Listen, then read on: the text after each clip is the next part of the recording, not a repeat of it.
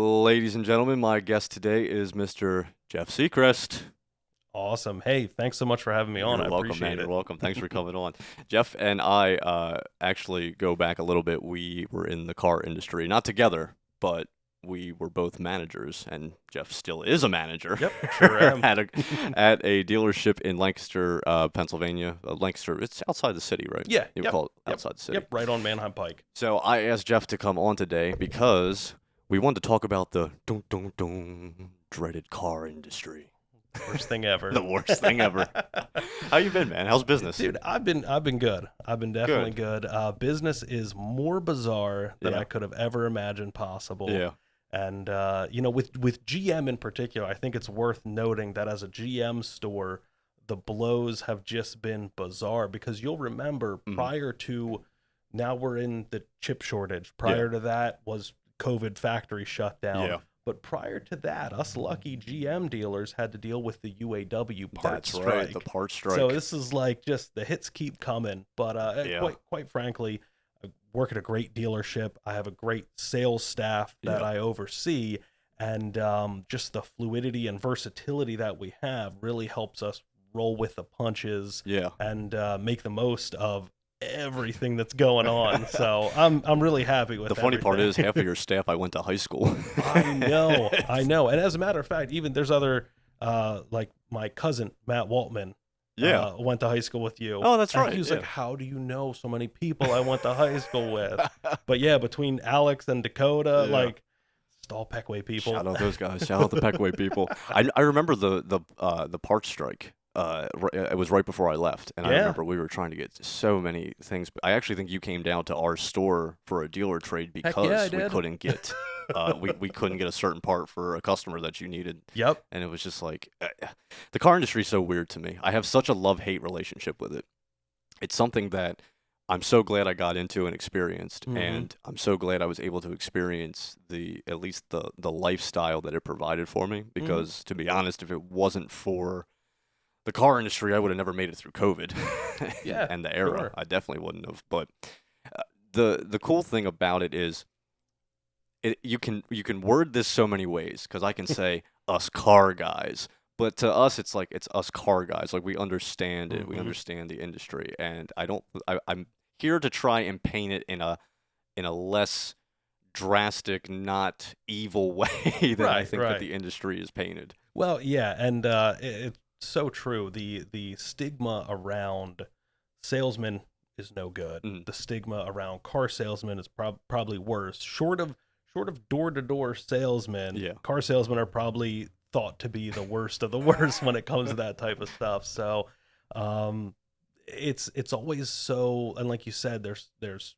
such a drastic kind of swing of everything Yeah. that the highs are high, the lows are low. The lows Like are low. there are some people that it's just, oh my gosh, I never want to see that person again, or oh my gosh, this person's clearly never been in a job where they've dealt with the public. And Yeah. that's probably some of what you're talking about, having been grateful to experience the car industry, because like getting into it's eye opening, It is. and it just really kind of helps to understand all of that. And it feels really good Yeah. to have those customers that come to you and they're like, oh my gosh, I've never had a car buying experience this Like good. this, yeah. This is amazing. That And was the sweetest thing out of it. Yes. Was when like when you knew that a customer was understanding what was going on, Mhm. and that you were genuinely there to help them through it. And at the end of the day, when they're like, "This was the best experience of my life. I had no hassle," and at the end of the day, they realized that this is our job, and we do need to make money off of this, but we're also trying to help them in the best way. Right. I'm not going to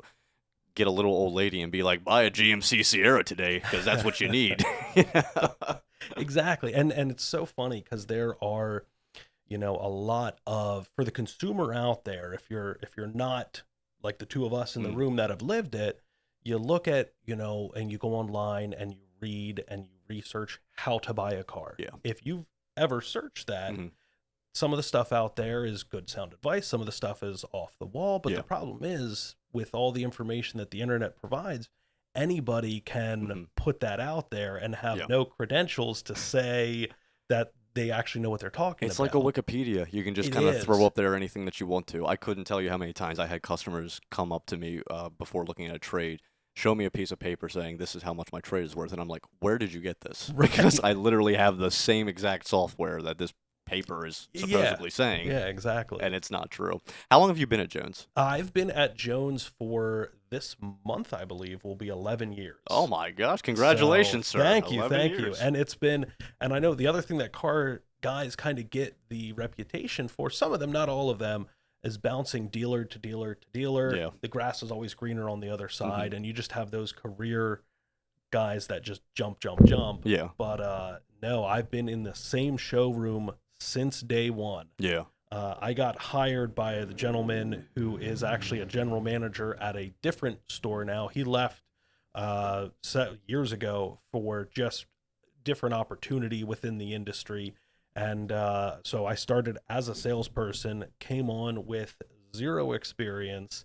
I knew that I liked cars and I knew that I liked talking to people, Mm. which ironically enough, when I interview somebody, those are the two things when I hear that I'm like, that doesn't mean you're going to be a good salesperson. But I guess it worked out for me. Yeah. But that's was just my thought process before getting into it. Yeah. And yeah, I started there as a salesperson. You know, we have the Buick and GMC store, and of course, with being an auto group, we have Honda, Acura, a pre-owned center. But I have been Buick and GMC showroom my entire time. That's our career. Yep. And when the opportunity presented itself, I took over as the sales manager of the operation there. Mm. It's so funny how you hear the different stories of at least getting into management at car dealerships too. I was told you have to bust your butt for this many years, and then you have to do the finance, and then you have to do, sales manager, and then you become general manager. And just a bit of my story in the car industry, because it really was a miraculous story how I even got into the car industry. I was backstory. Just Yeah. in my time, I was going through just one of the worst times in my life. I mean, absolutely worst times in my life, and I just needed a change. And I remember I prayed a certain day, and I was going to go up to Lancaster to look for jobs, and something was just telling me to go a different direction to a different place. And the place that I ended up at, I had heard about them, and I'm pretty sure I shopped for a car with them before. I believe that's how it was. I just drove by. I was like, yeah, you know what? I'll just drop in and see what's going on. So I went in, asked if they were hiring. They were, like the car industry usually always Yeah, right. is. And I got in, had two interviews, and was hired as a sales rep. Now that was in 2017. In March of 2018, and I've never been in car sales. I've been in sales before, but I Hmm. never was in car sales. Whole new beast to me. In March of 2018, I became the sales manager of that car dealership. Unheard of in that amount Yeah, of time. It it was it is. was less than a year that happened, but I just dug into it because it interested me. It wasn't even the cars that interest me, because to be completely honest with you, I hate talking about cars. I could give two craps less about a '69 Ford whatever. But the industry was the thing that really like captivated me in it. Hmm. So was that the same for you when you got into it, or? It was the industry I found, as you said, so captivating. Mm, But I started out a huge car guy. okay. I still to this day, one of, not my very first car, but one of my first cars that I ever got that I thought was like cool. And man, I remember in high school, 1990 Mazda RX-7, Okay, the rotary Mazda engine. RX-7s, Yeah. yeah. And Mm, so like I've always been a car guy, and I think part of what drives me in sales is just a passion or a desire to do things the right way, or to just be the best at something. okay. So I already, unlike you, I already enjoyed talking about cars. Yeah. And one of the things, especially now after being in the industry for all these years, one of the things that I hear a lot of people's complaints with the dealership experience in general is, I hate going in, or it doesn't matter if they're buying a car or like a computer Mm, or a TV. Consumers hate going in somewhere yeah. and knowing more about the product than the person trying to take their money. It's true. And so I was like, that's not going to be me. Mm, I love cars. I'm going to be able to tell you, not only does the horsepower, it makes this much of it, mm, but like, hey, that new 2.7 that they put in the Sierra, yeah, it may not be quite as torquey as the V8, but all its torque comes on at 1500 RPMs, and that's going to be useful because XYZ. And, mm, so I really kind of gravitated towards a passion about the vehicles, and I convinced myself that a knowledge of the product would make the selling easier. Yeah. I'm not, nor do I don't want to, and I don't have to twist anybody's arm Yeah. to buy a car if I can establish that I'm the authority and know what I'm talking about Yeah. and can provide them with everything they need Mhm. to see what is the right vehicle for Yeah, and that was the goal for me was because I think that there's a sales process everywhere that you go, Yep. and we were told a sales process as well. But for me, every relationship I have in my life, every person I've met, and I hope this is the same for you. I try to be as personable with everybody that I can be, them. Yeah. and one, make them feel comfortable and let them know like I'm being genuine here, like I'm trying to help you. I remember the one time I had to go to a different store, and I'm not going to name the store, but they were having what we would call a carny event, Ah, and this guy, I was helping these customers, and he runs the credit because before in a carny event you have to run their credit, and he's trying to. They're looking for something for a family. They have a growing family, and he tries to shove them in this tiny little car. It wasn't even an SUV; it was a car, and I'm like, he does. This isn't gonna work, and yeah. so they made me show them this car that they thought that they could afford, and I'm Oh, like, and I went out and I straight up told them, I'm like, guys, look, I'm embarrassed to even show you this. I know this isn't what you want. I know that. I had to take matters into my own hands, and I think this is when I started to get recognized, I guess, because I called down to my home store and was just like, hey, I'm looking for this. I'm looking for this payment. Found something at the home store, brought it up there, called them up. They were looking, I think, for like a $400 payment and ended up leaving with like a $600 payment. But they were fine because they got the right. vehicle that they wanted.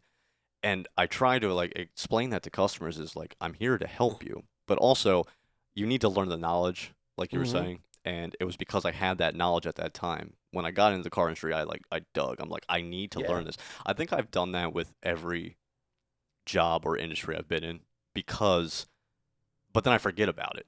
I can't tell you the horsepower on a Sierra anymore. I used to be able to just name that off the top of my Yeah. head, but like concrete, I used to be able to tell you like how we could mix it. I can't do it anymore, but it's that personable relationship that you grow with people. Yeah, absolutely. And that's what so much of it comes down to. Mm, When you see people online, or there's different like accounts even on like TikTok that are like, here's what you should do to buy a car, yeah. and hey, don't do this or don't do that, Oh, TikTok. or the dealership, the thing that I hear all the time is the dealership is going to do what's in their best interest. Mm. And I'm sitting over here and I'm thinking to myself, yes, because what's in my best interest, I'm a big picture guy. Yeah. My What's in my best interest is not shoving that family into the wrong car Yep. and selling one thing. Yep. They're going to remember the guy that took the time to find them the right car. Yeah. What's in my best interest is doing my job so perfectly and thoroughly that the next time they want to buy a car, they only come see me, Yeah. or they send their friends and family. I sold a car years ago, like one of the first sales that I made. Mm. A lady had tried to get it from another dealership, and that dealership was, she felt, whether right or wrong, but a consumer's perception is their reality. She felt like she was being jerked around a little bit, and they couldn't find her the car that she wanted, the color she wanted, all that. She called. I had it in stock. I said, "Yep, here's your price." She said, "Okay, perfect. If I drive it and I like it, I want to buy it." Yeah. She was very transparent with me. I was very transparent with her. I made it a quick, easy buying process. When she came in, I made sure that, like, hey, it's got this option, these features, this, yep, everything was perfect.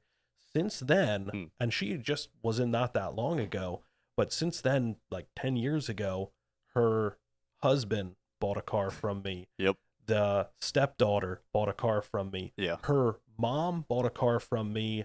Her father-in-law bought a car from me.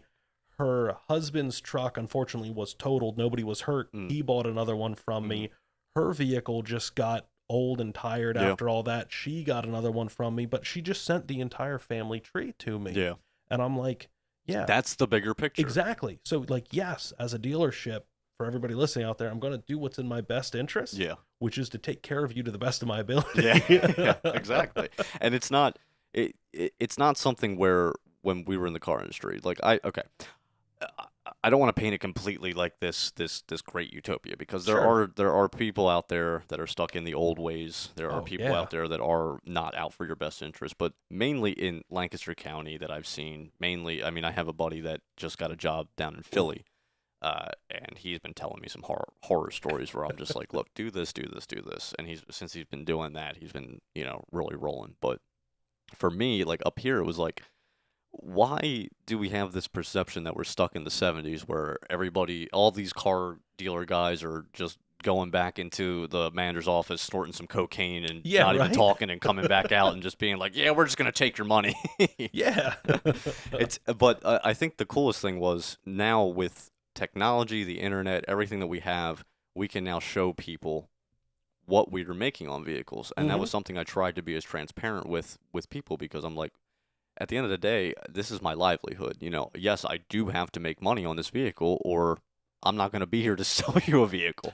Right. Oh, it's 100% true. I'll never forget the one time I had a customer who his trade-in had come from a different GM dealer, Mhm. and they're a dealer that at that time had recently, I'm talking like 2 months prior to him coming in to trade it in, had gone out of business. They Yeah. had their other franchises still open, but the GMC department had gone out of business. Mm. And he had a big lifted truck, really cool looking, good curb appeal. But I'm like, hey, look, I can't quite give you what you want because I'm going to have to spend money on it, Mm. because those tires and wheels are not legal. They stick out past the body. That doesn't pass PA Yeah. inspection. I'm going to have to either put different wheels on, or more cost effectively put different fender flares on, so it's, within spec for this. And he said, well, such and such dealer I won't name, that went out of business, well, they passed it for inspection every time.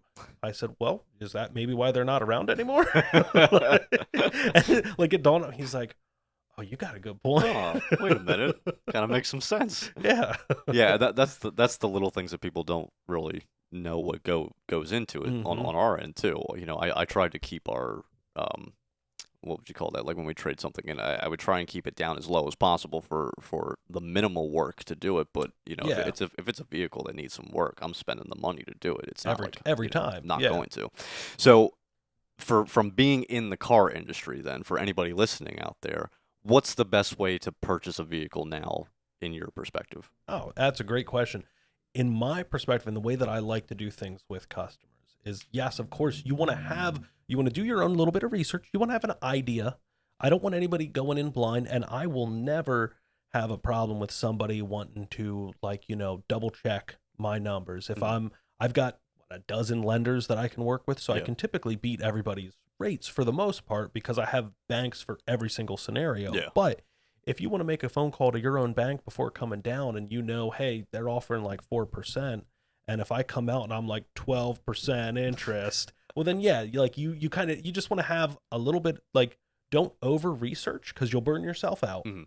Don't get so drilled down into the information that you can find online being the gospel truth, Mm. but do a little bit of research, come in and be transparently express what you're looking for in a vehicle, Yeah. because me and my staff, and for the most part anybody that does it right, are going to make sure that we find the car that we tell all of our customers that come into Jones that our job for the sales staff has been simplified and boiled down into two parts. It's to find the car you want to own Yep.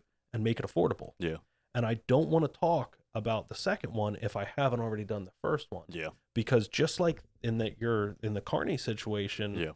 that family that, yeah, this car here fits their budget, Mhm. but it's not the car they want to own. Yeah. So the affordability doesn't matter. No. If the price was the only thing that mattered, we'd all be on bicycles and scooters. Oh, Like absolutely. Yeah. it's not. The one trainer I went to I really liked. He would ask at the beginning of like the new salespeople class, he would hold up a newspaper and he would ask, how much would you pay for this newspaper? Mm. A dollar, 85 cents, $2, like whatever, he'd get all the answers. Yeah. And then he'd be like, now, what you don't know about this newspaper is that it arrives on your doorstep one day early. So you see tomorrow's newspaper today. You know all the winning sports teams, all the winning lottery numbers, all the world good. events that Yeah. happen, stock stuff. if that were the case, how much would you pay for that paper then? Yeah. Oh, 10,000, 50,000, a million, you Yeah. know. And he was like, this is why you never go to pricing before you've built value. Yeah. Makes 100% of the difference. Yeah. So that's the best way to come in, is do a little bit of your research, know kind of where you want to be. There's easy like calculators and things like that online that you can do, plug in interest rate, plug in, you know, just play with things a little bit. Yeah. Don't dial yourself down into thinking that that's the gospel truth. Yeah. And then just come in with a little bit of flexibility, especially in the industry currently. Yeah. The smart thing too is to have done enough research to be comfortable to move when you find the right vehicle that you want. Yeah. Because something that I've had happen now a couple of times is angry phone calls from people because the car they wanted sold while they were thinking about it. Yeah. And we're not in a situation where, oh, I got like 10 more of these on the lot. Yeah. I'm like, you see those 2 cars? Like, that's it. Yeah. If one of them sells, I don't know how to get you another one. Yeah. So yeah, the big thing is like understanding what your needs are and letting the sales staff help find, because the way I train all my guys is that you need to analyze a customer's wants and needs. Yeah. And most important, like every need has to be met. Yeah. If you've got a boat and you got to tow 10,000 pounds, the truck that tows 5,000 pounds doesn't get Isn't it done. gonna work. Exactly. So every need is a must have. If they've got a family of 6, the Buick Encore isn't going to work for them. But unless no. Yeah, right. I'm like, now hold on, they make a roof rack and strap the baby up there. I'll be all right. The other thing too is some of the wants may be a deal breaker for somebody. Yeah. Like nobody needs a sunroof. Yeah. But certain customers, that is so high on their priority list that if they don't, so the big thing for a salesperson is to understand the wants and the needs and which of those items are deal breakers. Yeah. Because like somebody's like, hey, you know, I like a sunroof, but if I don't have it, not a big deal. Yeah. The next guy might be like, I gotta have navigation. I don't want the one through my phone. I got it. Yeah. So, you know, letting the salesperson kind of help direct you towards the right vehicle. Yeah. And then, quite frankly, the big thing is not to be afraid to consider options. One of the things that we do, and you know, especially with GM stores, for everybody listening out there, a lot of the American manufacturers have rebates. Yeah. Even with no inventory, there's rebates on vehicles. Yeah. It's crazy. Yeah. There's vehicles that have 0% on, and it makes me wonder why the manufacturer's doing that. I was like, there's no cars to offer. But when you take the 0%, you might not get the full rebates. Exactly. Yeah. So that was the hardest thing to explain to somebody. Yes. And I wish that I honestly wish GM would have been more apparent about that. I know. Just kind of did a little blurb.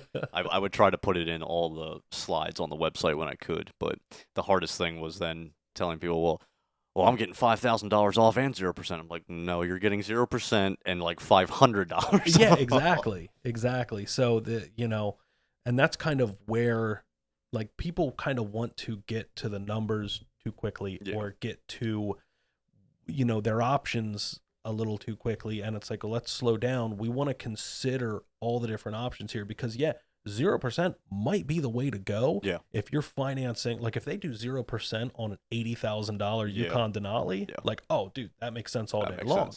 But on the Buick Encore, if you're financing 20 grand and you're giving up $3,000 of rebates, like that's probably not the way to go. I'll finance 17,000 with a 3% interest rate. Right. Or there's the guy that says he wants to put like half down. Yeah. He's like, I only need to finance like 10 grand, but I hear I can get it at 0%. I'm like, that's not the way to go. So believe me when I say that we're not trying to figure out what way works best for the dealership. Yeah.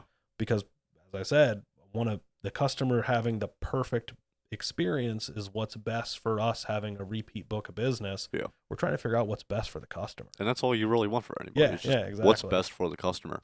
So I heard that coronavirus, now that I've been out of the industry for over a year, that coronavirus wasn't really the best thing that happened, but also a really good thing that happened in 2020. I heard it was a really good year for the car industry. Is that true? It was. Okay. It was there was a combination of things that kind of made a perfect storm. And for the factory being shut down and the dealerships being shut down, and certain industries really, really blossomed because of that. So there was a natural stimulation of the economy people had money that they didn't have before. They weren't spending it going out to eat. They weren't spending it going to vacation. They weren't, Yeah. when things started to open back up, there was a little bit more of a demand, and some of it was on a personal level. People were just ready for another vehicle, ready for just maybe even just to shake everything off and that was Yeah. going on in the world and start what felt like a new chapter in their life. Yeah. Or construction businesses that were going all throughout the shutdown that were like, geez, we can't keep up with the work. We need to hire on more crew and have more equipment and have more trucks. Yeah.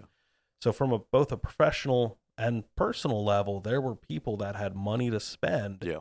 Now, the only downside being that the factory just could not keep up. Well, they couldn't keep up. And I heard No. that Sierras were going full MSRP. I heard Absolutely. that, well, and I think it's affected it now. We were talking earlier, I just went to go get my car inspected, and there was maybe like 40 vehicles on my old lot where Yeah.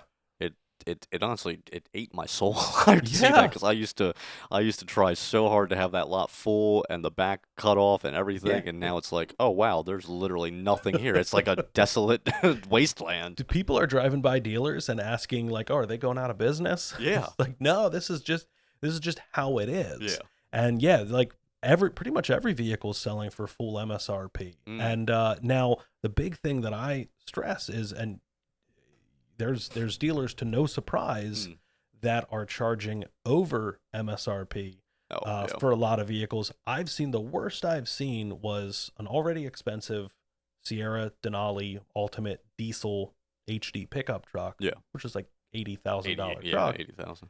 They were additional dealer markup of $13,000. Oh my gosh! I was like, I can understand. I can even let slide like $1,000 or $2,000 or like what, a little bit, but that's just completely unreasonable to ask somebody to pay that. The reason much. he's saying that is because for new vehicles, for people that don't know, we don't make money on new vehicles. No. If it doesn't matter if you sell a $17,000 Encore or an $80,000 Sierra Denali, you're making the same thing. And I always thought that the thing that always pissed me off about GM, right before I left, one of the reasons I left, was because they took away our spins. They took away our spins. They took away our extra bonus cash that you could make, because you could make some good money by selling those.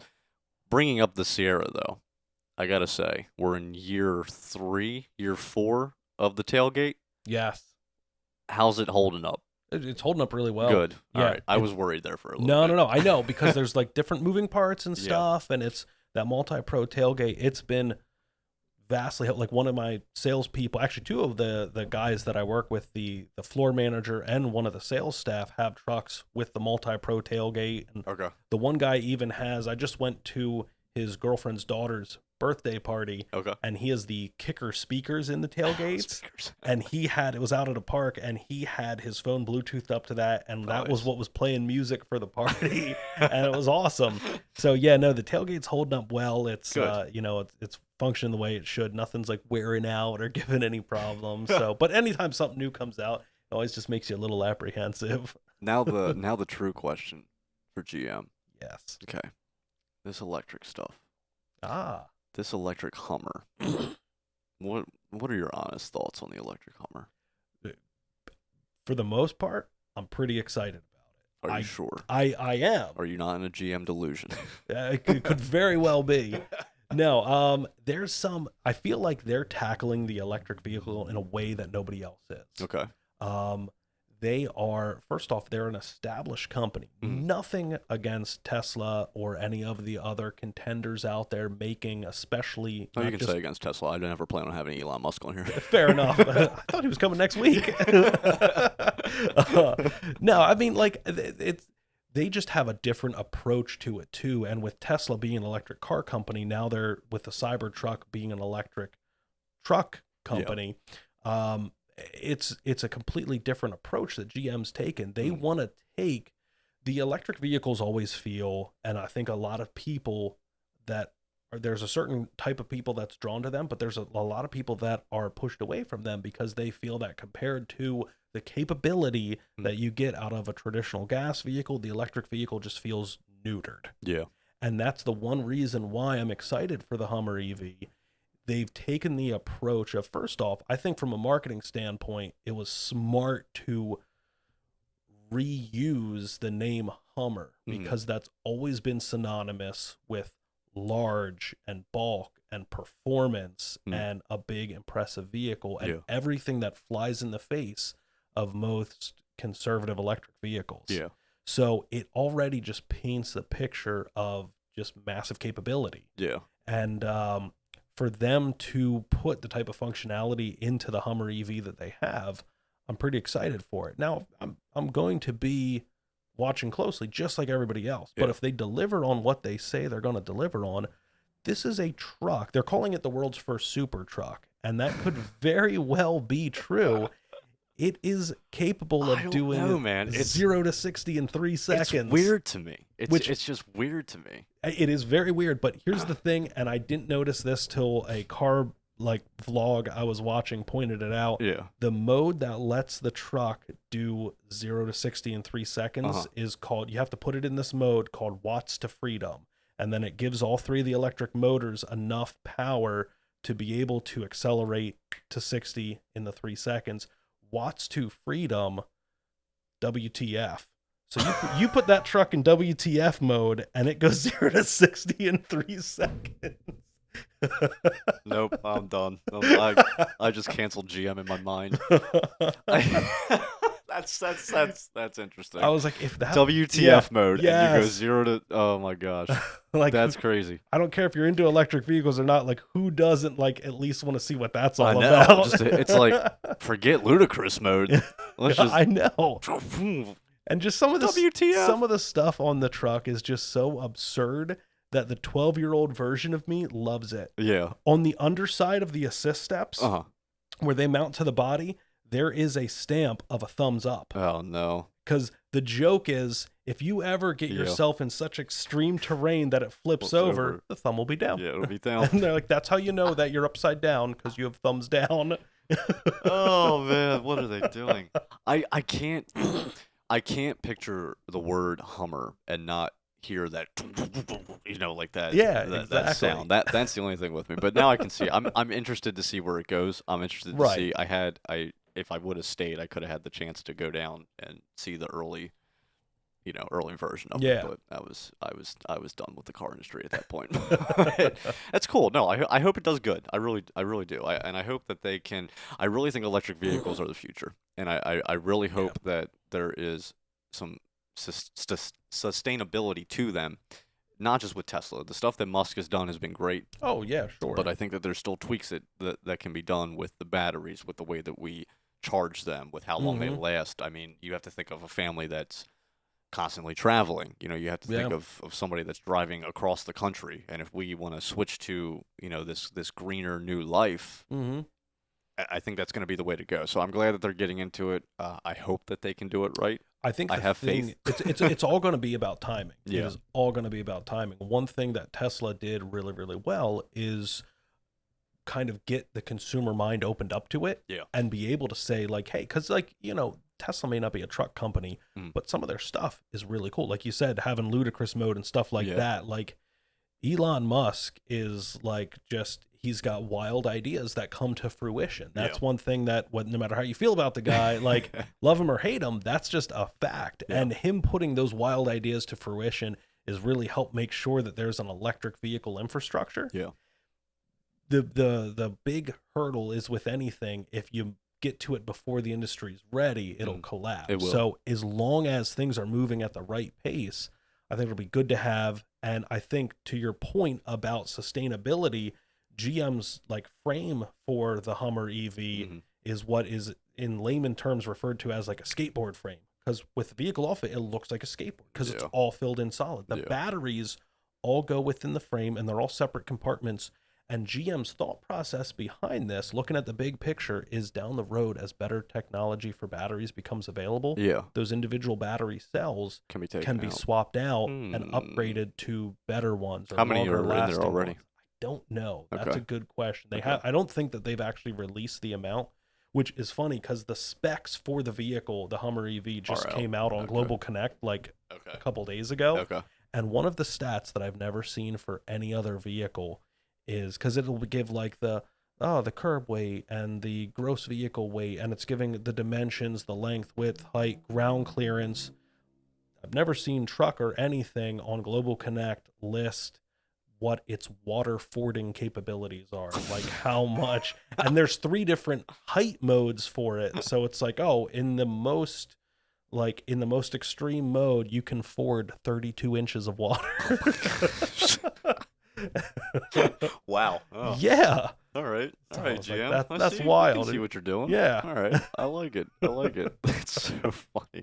Well, don't worry. I think you guys are gonna just excel in the truck industry because ever since Musk threw that rock at his and it broke on his Yeah. bulletproof glass, I don't think he's coming back from that. No, I don't like the design of that one either. It just No, looks- it's he's trying to make it look too much like a spaceship. It works for the Yeah. car. No, it does. It works for the car is beautiful. When I am able to be an actual adult, I'm going to get one. And I just don't know when that's going to be yet. But speaking of that, though, sir, kind of a cool little side story away from the car industry Yeah. is you're an amazing family man. I get to see that through social media and Snapchat Yep. and everything. You got 3 girls. I Yes. believe. Yeah, 3 Yep. amazing daughters and a wonderful wife. And you guys, I always look at these on your Snapchats that you do these for your daughters every Yes. morning. You take these little napkins and you are a phenomenal drawer of these caricatures of Disney characters or like Marvel characters and things like Yeah. that. How did that start? So it's a funny little story. It started, my daughters are, my oldest is going to be turning 11 this year. And then I have an 8-year-old and an almost 7-year-old. Okay. And when my oldest daughter was in kindergarten, my wife was one night just packing her lunch and getting it ready for the next day, 'cause she would do that the night before. And as she was getting stuff out, I just happened to be around in the kitchen, and she said, hey, my wife had been writing just like a little note on the napkin, like, I love you, have a great day, all the things that a mom puts on a napkin that typically embarrasses an elementary school kid. And she was like, why don't you like write Brooke a little note on there instead of me, just as something different?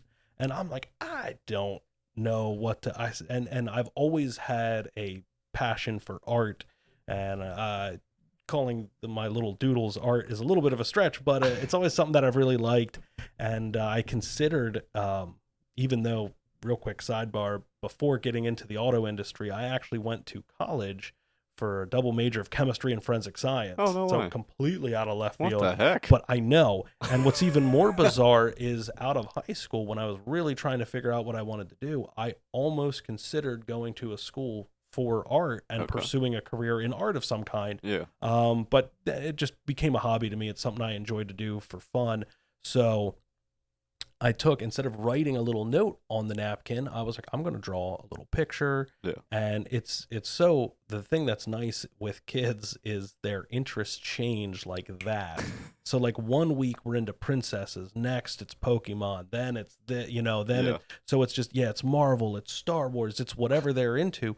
So I drew a little doodle on this napkin, put it in her lunchbox, sent her on her way with it. Yeah. And she was like, oh, Dad, like my friends thought that was really cool. Like nobody else's dad draws like that. And I was like, oh, you like that? I can do that more. So it just became a regular thing. So I actually have, and we talked a little bit before I came on here. I don't have any of the napkin art anymore because it typically takes me, like each one takes me 2 to 10 minutes tops, depending on how detailed I want to get it. And it is on the back of a napkin, so I know they're going to use it and just throw it away. Yeah. And that's almost what makes me really appreciate it, because I'm not like, oh man, this has to be perfect. If I kind of do something that doesn't look quite the way I want it to, I'm like, well, it's going to wind up in the trash. Yeah. And they love it. And all their friends are like, what, napkin did your dad draw today? Yeah. So with all 3 of my daughters now in the school going age, I sit down every night during the school year and I just bust out a couple little doodles and, based on what they're talking about that they're into. And I've even had, like at school events, like other parents come up to me like, oh, you're Claire's dad. I've heard all about the napkins that you draw. So it's just, it's a really cool kind of thing. Don't cut yourself short. They are amazing. Thanks, I appreciate they are that. really good drawings, because I thought, honestly, the first time I saw them on Snapchat, I thought that you just bought these napkins somewhere that had drawings on them, and then I realized, I'm like, oh my gosh, he's doing that, and like you would show them each. Sitting there and busting it out. Really good. Yeah, it's fun. So besides that, what are some of your other interests? Because I know that you are a big correct me if I'm wrong. I believe you're a big Star Wars guy. Absolutely. Yep. I'm a lot of the sci-fi stuff, Star Wars, Do you want to know comic something books. horrible? You've never seen any of them. I saw the one with Darth Maul, and then I saw Rogue One. That's it. That's better than there's people out there that are like, I've never seen any. I liked the one with Darth Maul just because I liked. I'm weird. I like the bad guys in Well, movies. I don't know why. that's not weird. Everybody likes the bad guys. You got to, and I think some of that is because it's like, well, I'm not a bad guy, but I can appreciate how cool that bad guy a good is. mind. Yeah, That exactly. thinks like me behind the scenes of things that I want to do to people. Like if I was a bad guy, that's how I'd do it. So, are the girls growing up into the Star Wars fandom? 100%. Okay. We have actually for what you're not watching in Star Wars, they're making up for. Okay. So Thank you. they decided that they wanted to, because we've watched different movies and stuff, Yeah. but at one point we decided that we wanted to watch all of them in the correct chronological order. Mhm. So we started with Phantom Menace, and which, Okay. by the way, Darth Maul is so awesome because I remember as a being younger when that came out, Yeah. the first time you see him light up like a twin I know, a lightsaber, twin like, lightsaber. oh, who's not on board with Yep. that? So we went through not only the movies but like the cartoon shows that are on like Disney and stuff, like the Clone Wars, and Okay. now Bad Batch is out, and the Mandalorian TV show was vastly popular and Yeah. stuff. So my kids have gone through like all of Nice. the Star Wars stuff, huge into it. Back, I have a little bit less time now than I'd like to, Mm. but in my free time, especially several years ago, when things were, more open, there haven't been any Comic Cons Yeah. that I've been able to go to since everything. But I take my kids along to that stuff. I always wanted to go. And I had it's a somebody on the blast. show a couple weeks ago, and we were talking about the time I was going to go to Comic-Con, and then I kind of looked into it a little more because I'm a huge anime fan. Oh, nice. I grew up Dragon Ball Z, Right on. Bleach, Hunter x Hunter, all of them, and I always wanted to go to see, or like I think The Walking Dead was down at that one time too, nice. so I wanted to go just check it out. And I started doing more research on it and found out like people are really taking this to the extreme and dressing up as other people Oh, and yeah. everything like that, and I'm like, oh, that might not be for me, but I was like, No, I still want to it's go and check it out. I heard the atmosphere is crazy. it's fantastic. There's so much energy, there's so much excitement, and the people that do dress up and stuff. Like I've gone to Wizard World in Philly a couple times. And That was the one actually we were gotten- talking about, Oh, Wizard World. okay. Yeah. Oh, that's awesome. That's a fun one. Okay. And I've done the two times that I did it. I wanted to, my wife kind of wanted to surprise me with it and got me like the one pass that is the VIP pass to see a certain celebrity. So I got to meet Matt Smith, who plays Doctor Who. Oh, no way. And I also got to meet Stephen Amell, who played Green Arrow. Arrow, Yeah. So Huh. like I have my pictures taken with them. Okay. I have stuff signed by them. Like it's really cool stuff. But Yeah. like you could be like walking around and somebody could be dressed up like as the Flash, and you could be like, yo, that is a fantastic Flash costume. And they're like, oh, thanks so much. Like I made it myself and I did this. That's what I and mean. like, do you want to get a picture with me? Like there was one guy that was like dressed up as like a really legit like Bane from the movie. Yeah. Like the movie version. Yeah. And he was like just standing there like saying different like quotes from the movie and stuff. I was like, dude, can I get my picture with you? He's like, yep. He's like, listen, he's like, like I'll stand here and I'll look intimidating and stuff. But it was just awesome. They That's were so like, cool. yeah, whatever we're down for it. I gotta go. It's totally worth just it. one time in my life. I'll It's check totally it out. worth it. But I'm a huge comic book guy. I Okay. have like 6,000, almost 7,000. So I have a room. What? I have a room in my house I didn't know this, just Mr. Jeff. for see. I have a room in my house just for my comic books.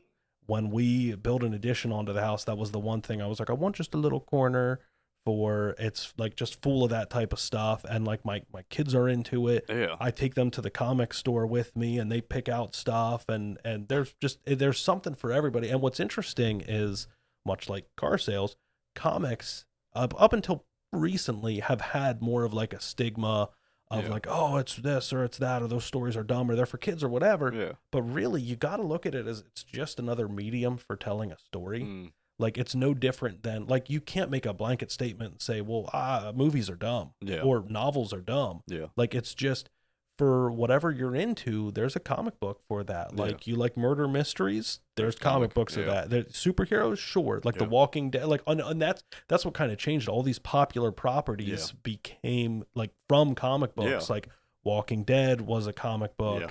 and of course all of the Marvel movies were Yeah. comic books. And there's a ton of, now that Marvel owns like the licensing for Star Wars stuff, they're making Star Wars comic books that fill in some backstory that the movies don't, and connects different things. So it's just a way to enrich some experiences. Some experiences Yeah, through yeah, it. yeah. Interesting. When Yeah, did you really start cool. collecting? Oh, geez. I was 12 years old. My first comic book was Sonic the Hedgehog. Because who doesn't love Sonic?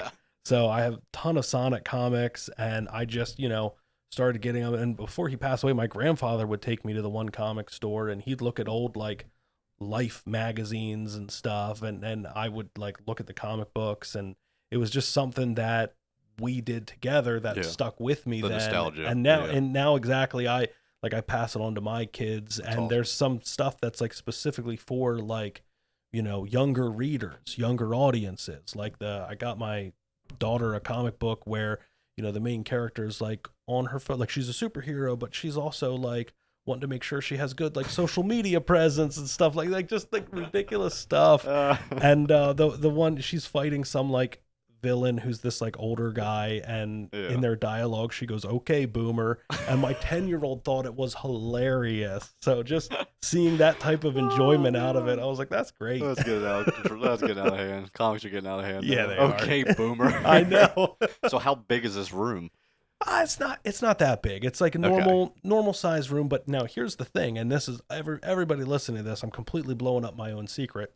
The entrance to, because the addition that we did has, like, an office area, and then off to the side I actually have a guitar, like a music area with my guitars, some small little bit of recording equipment that I dabble with, and then a room for the comic books.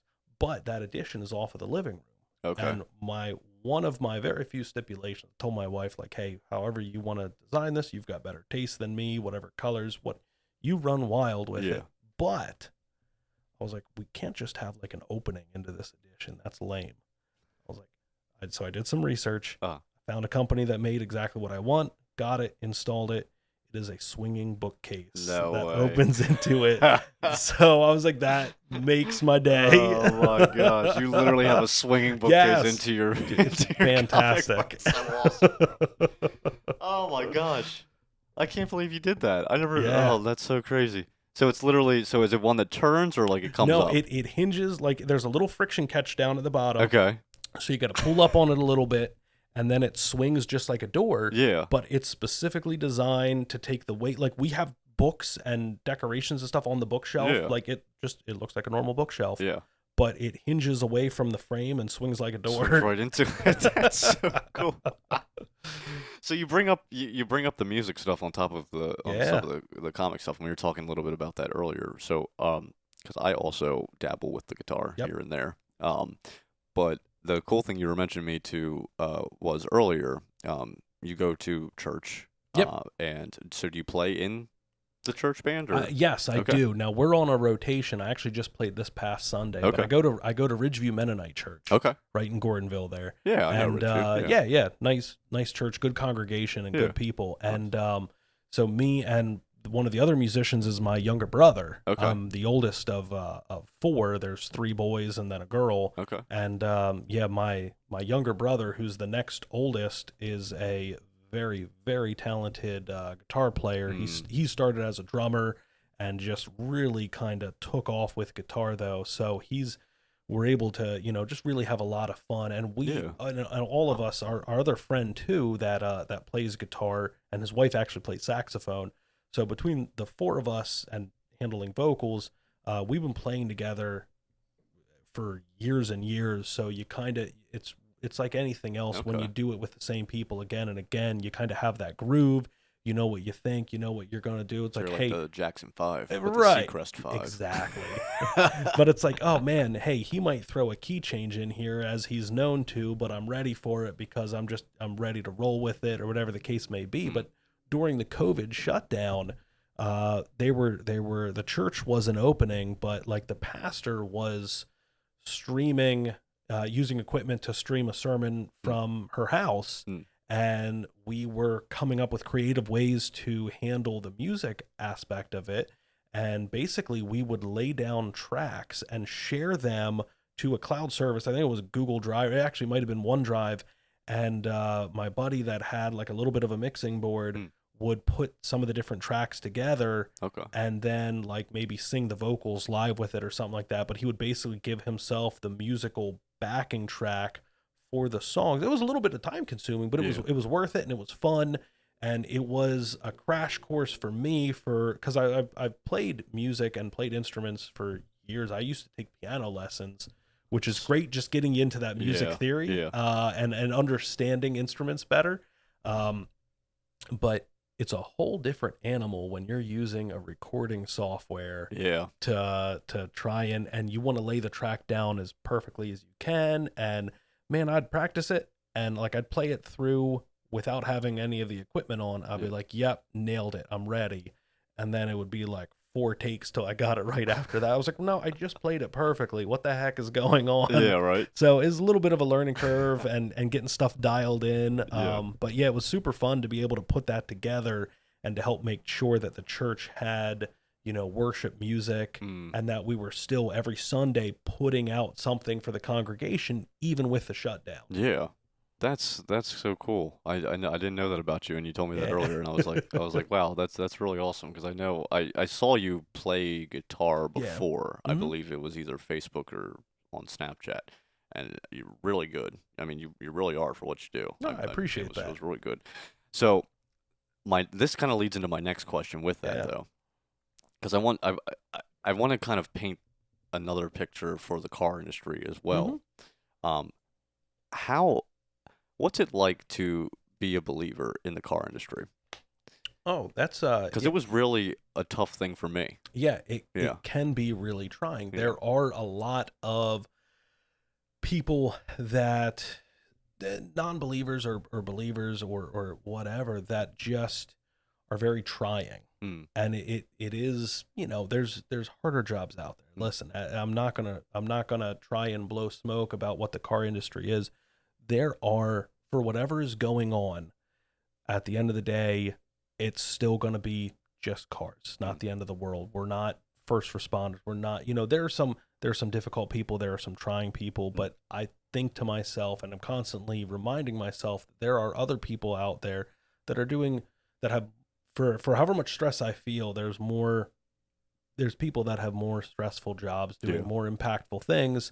This is what I feel called to do and that I enjoy doing, and it works out. But I think the biggest thing to me, and I've had this discussion with my Sunday school, Okay. and one gentleman in particular from my Sunday school class several times. I just try and be the good example. Okay. I want people to look at me and be like, what's different about this guy in Mm. this industry? Mm.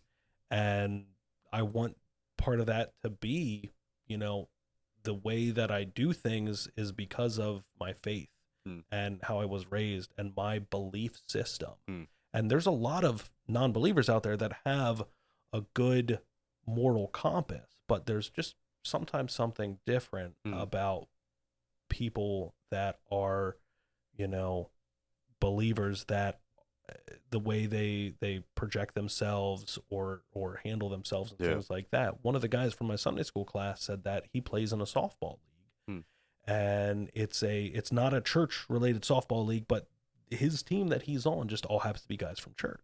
Huh. And one time, some of these other teams, they're swearing, they're cursing, they're flying off the handle at each other, tempers are whatever the case may be. Yeah. But he said one time a guy from another team came up to him and just said, Jason, I don't get it. Like, you guys just always seem different. Yeah. Like, what is it about your team? He's like, I can't really tell you. I don't know, but we all go to church. Yeah. We're all, Christians. Is that, and he's like, maybe that's it. And that kind of always resonated with me. Like, I want somebody to look at me and be like, what's different about how he leads his life? Because Christianity, and this leads into it perfectly, can a lot of times be like sales. There are Mm, people out there, and there's, certain religions or whatever where people feel the need to bring other people to that faith, which is a good thing for mm, sure. But if you do it the wrong way, if you're going out maybe door to door or just getting in everybody's face about why you should believe in this certain faith, mm. you're not going to win anybody over. Yeah. I don't want to be, I'm not going to, as a car salesman, I'm not going to just cold call, just start on the phone book and go A and be like, hey, do you want a Buick? They're really good. No, hey, do you want a Buick? They're really Yeah. good. It's no different than Christianity in my faith. I Yeah. don't want to be like, well, hey, you should be a Christian because I am. You should be a Christian because you don't want to go to hell. I want people to see the example of how I conduct myself in this world Yeah. and want to ask me about it. Be Mm, like, hey, what makes you different? What, mm. what about your faith maybe allows you to operate in the way that you do? Wow. That is so good. And it's spot on with everything I believe in, and you just like simplified that too. And being in the car industry, really, because it is like sales. I say this on here all the time too. I am so against this message of going out and telling everybody they're a dirty sinner and going to hell. I am Right, so against this classic "Jesus loves you" message. Because it right, didn't work for me, and I'm not just saying that it. And I don't want to paint it as it doesn't work because I've seen people come to the faith from some of those things. for sure. But it took a while. It took a longer time. To me, it's like I'm going out and I'm just going to love on everybody that I possibly can. Mm-hmm. And until they say, "Why are you so happy?" Yes. And I don't even want to say happy. It's just like, why are you so different? What's different about you? Because we're called to live different than Mm-hmm. how the world lives.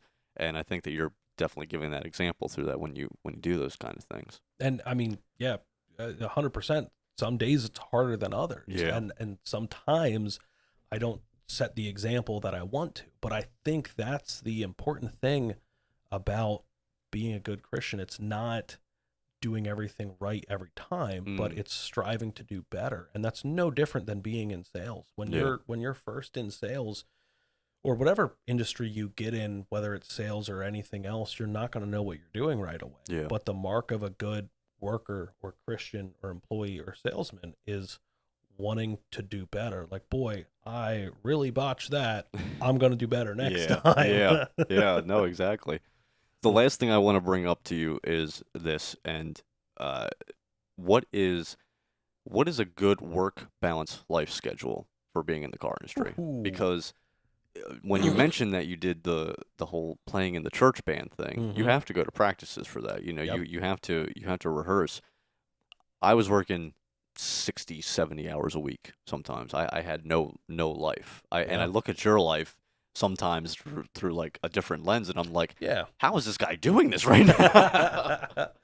I think, and this is something that I still struggle with, and my wife and I have discussions about it. I'm in no danger of leaving this industry. I Yeah. absolutely love it, but I want to find a way that I can be fulfilled in all aspects of my life so that I can stay in this industry as long as I can. Yeah.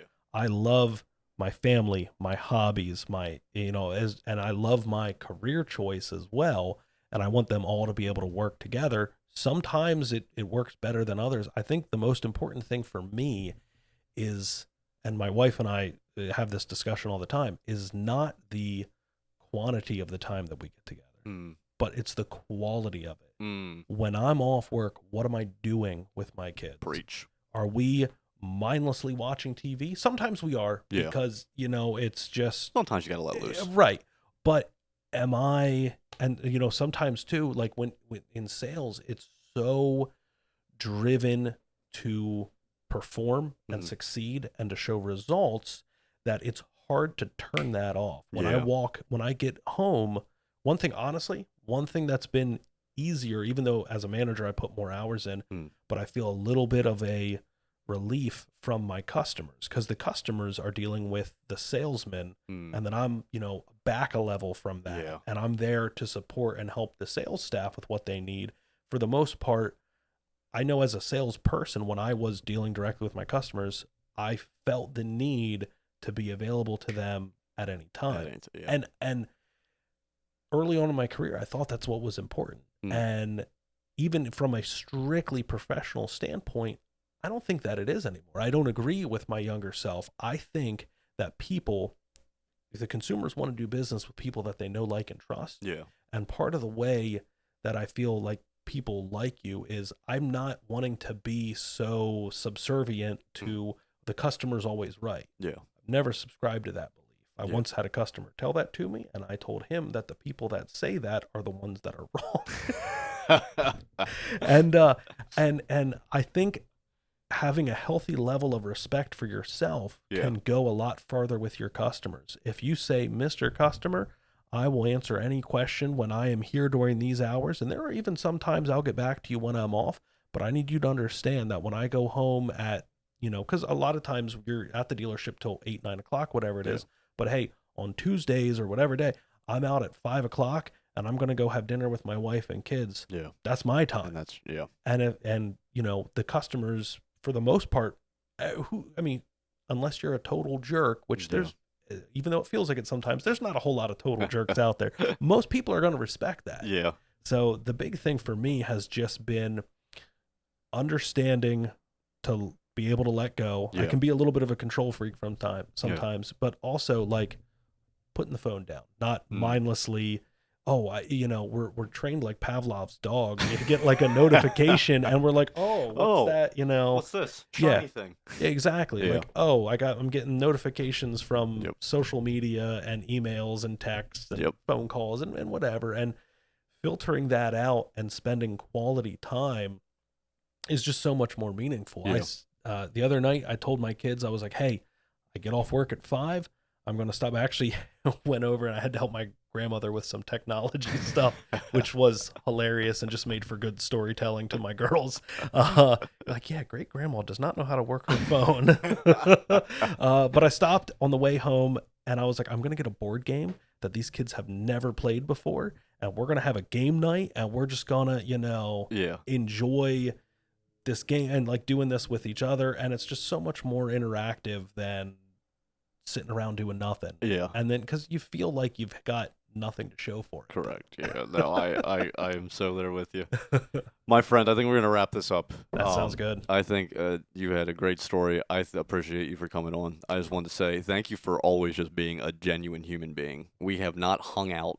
This is probably the first time we've ever hung out. The only other time we've seen each other was in the dealership. Yep. You always stayed in contact with me. You are literally the exemplification of what I believe it means to, love your neighbor as you love yourself all the time. And I thank you for just being that in my life. And it was awesome to talk to you. Thank you. I always enjoyed you, in a professional setting and stuff. And that's why I wanted to get to know you a little bit more on a personal level too. And this has been a blast for me and it's been my pleasure to be on here. Yeah, thanks. I appreciate it, man. I'm going to have the link to where Jeff works at, which is Jones Buick GMC, based out of Lancaster City. You can click on that link, check out all the deals they got there. Go see some crazy guys, too. They love to have fun, and they will be glad to help you with any of your car buying needs. I'm sure of that.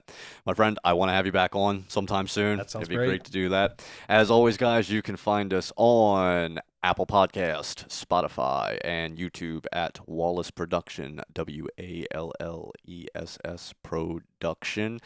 And after this episode airs, there is going to be a launch of a new channel. It's called Talk to Me Clips. So if you don't get a chance to watch the full, usually hour interviews, I'm going to have small clips of parts that are on there. So, a bunch, if you guys could share and subscribe to that as well, too. All right. Jeff Siegrist, everyone. Awesome. Thanks, man. Thank you, sir. We'll see you later.